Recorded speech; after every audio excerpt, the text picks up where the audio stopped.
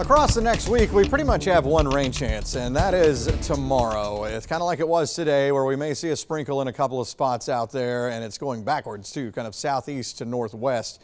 Not much in coverage. Sprinkle chance out in parts of the state tonight, but I don't expect us to see anything else. Southeasterly breeze is in play, and you can see 68 degrees here, and we've had a lot of 70s out there, and some of those are still hanging around. 75 in Unadilla. We're seeing some low 70s, some upper 60s, and the radar shot, again, tomorrow afternoon, I think it's probably going to be the last chance we see for a while, because high pressure is really going to get a grip on us as we go into the second half of the week and the weekend and start heating things up. It is crazy, though. You see a little bit of rain back in Alabama, and then it's the haves and the have-nots, all right? So you're going with way too much. Look at all this flooding going on in East Texas and into Arkansas there. So Louisiana, all places mainly west of the Mississippi with too much. This is our one shot, it looks like, for the next week.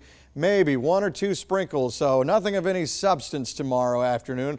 There's around 5, 6 o'clock, kind of similar to what we saw today, where there may be one or two little cells, and if you were able to grab some rain out of that, you consider yourself lucky, because then as we head through tomorrow night, more so into Thursday, it looks like mainly dry stuff. There's Thursday afternoon, sunshine and a few clouds. We go into Friday, and high pressure definitely in control at this point, so dry stuff, and you can see it on the long-range model runs. Friday looks dry. Let's go forward into Saturday.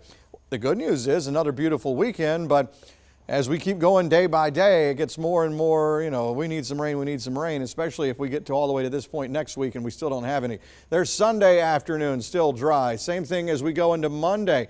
And even a week from today, I still don't see anything organized trying to come down and give us a chance of rain. So till we break that pattern, it's going to continue to be this way, and it's going to go from the rain story, or no rain, to the heat wave that we get into for the weekend into next week. 50s in the morning, tomorrow afternoon, low 80s to some mid 80s, depending on the cloud coverage that we have out there. Thursday morning, back to 50s again, and then Thursday afternoon, we're going to go back to mid 80s. Now, let's go forward into Friday.